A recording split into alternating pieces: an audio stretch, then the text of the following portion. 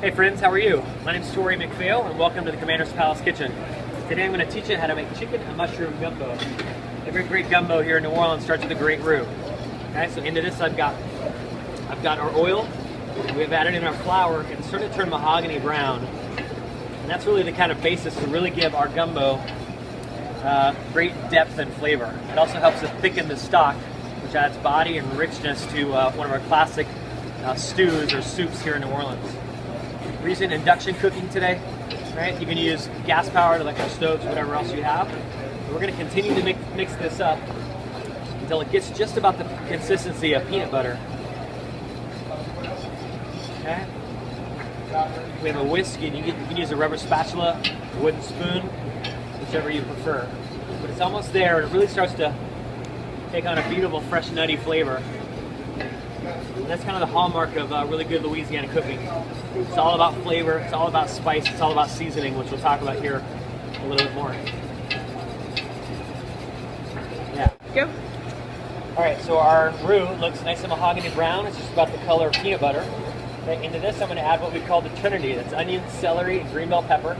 We add garlic to it. That's called the Holy Trinity. So what we want to do is we're going to add our garlic first. And once the roux is cooking, certainly keep stirring that so that oil and flour doesn't burn. Okay. Into this, we're going to add up all that garlic. We're going to add 5 bay leaves.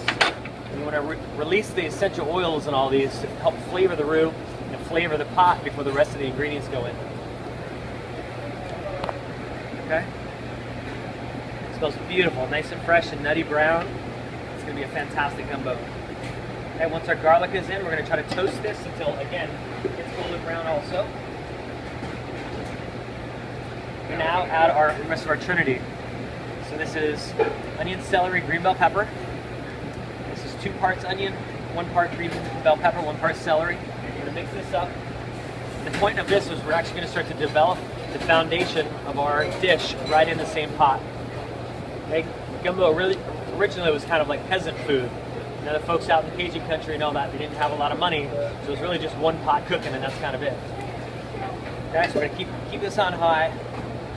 We're going to add even more celery and onion, being sure to mix it as we go.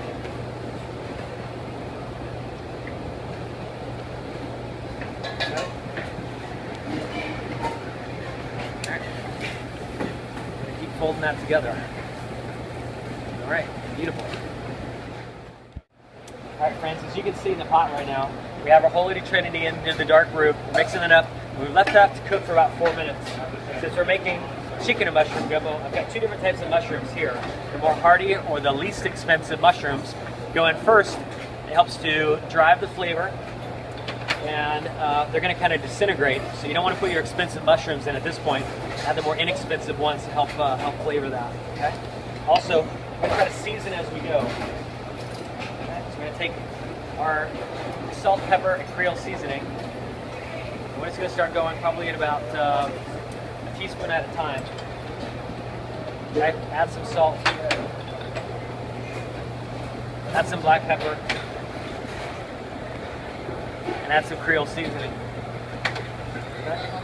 And we'll keep adding seasoning really kind of every single step along the way. Okay. That way it develops layers of flavor. Once the mushrooms are in and you start to caramelize your vegetables, see the look of that? Next thing we want to do, we're going to add in hot roasted chicken stock. Okay? So in a Creole kitchen, we roast all of our bones to develop better flavor in the stock. Okay? Add a little bit of stock at a time. And mix that up. If I add all the stock, we're going to make roux balls, and it's just going to look kind of weird in the pot. So you add a little, you're going to want to mix that up, and add a little bit more. Okay? So all of the liquid is in. It's just going to take a couple of minutes, but it's really easy.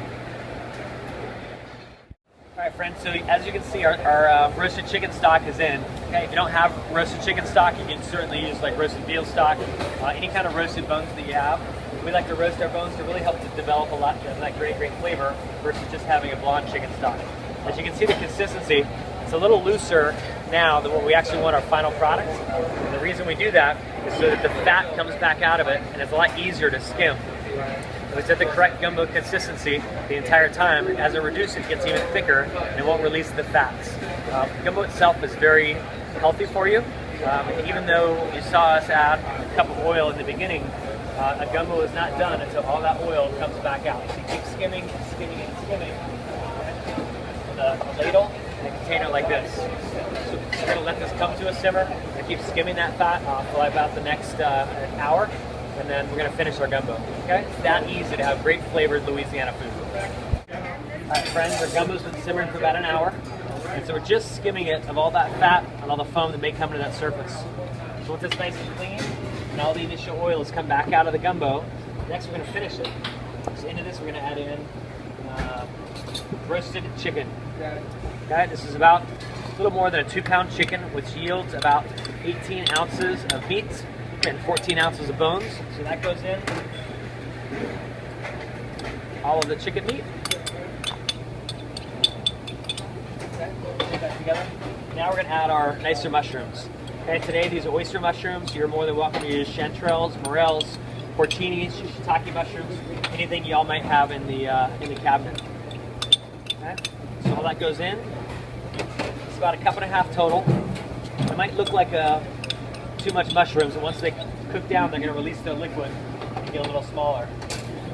We're also going to finish it with some Worcestershire sauce. Okay. 2 tablespoons of that. Some Louisiana hot sauce. This is called Crystal. Okay. I'm going to finish this with about 3 tablespoons.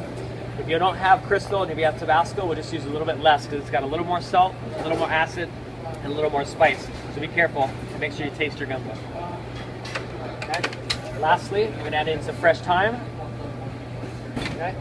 And any other herbs that you feel like you may have in the back of your fridge to add a little bit more finishing flavor. At this point, we're going to stir all these ingredients together. And the important thing too is make sure you taste your gumbo. Okay? I go through hundreds and hundreds and hundreds of these little tiny plastic tasting spoons, and it's just got to be right. We hate to serve this to all of our guests down there and have them reach for the salt and pepper shaker. That's probably be about the most embarrassing thing ever. Great. It's got salt, it's got pepper, it's got some spice to it, but it's going to be a wonderful gumbo.